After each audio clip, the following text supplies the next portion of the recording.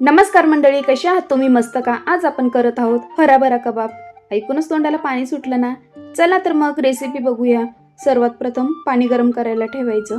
एका पातेल्यामध्ये पाणी छान उकळल्यानंतर त्यामध्ये 1 वाटी वाटाणे टाकायचे, हिरवे वाटाणे. त्यानंतर 1 जुडी पालकाची स्वच्छ धुवून ती टाकायची. छान शिजून झाल्यानंतर एका चाळणीमध्ये पाणी तुटायला ठेवून द्यायचं.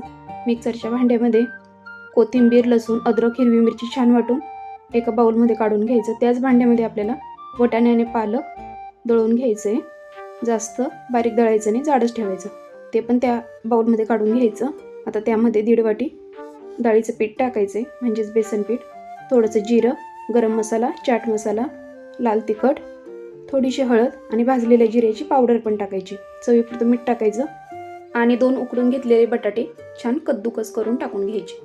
दोघे हातांना थोडं तेल लावून घ्यायचं, थोडासा गोळा घ्यायचा आणि राऊंड शेपमध्ये आपले कबाब तयार करून घ्यायचे. वरतून अर्धा काजू लावायचा. बघू शकता तुम्ही. सर्व कबाब तयार करून झाल्यानंतर पॅनमध्ये थोडंसं तेल तापत ठेवलेलं होतं, त्यामध्ये सर्व कबाब टाकून घ्यायचे आणि दोघं साईडने 5-5 मिनिटे होऊ द्यायचे.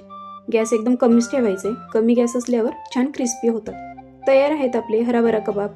रेसिपी नक्की करून बघा, सर्वांना फार आवडेल. Bye bye.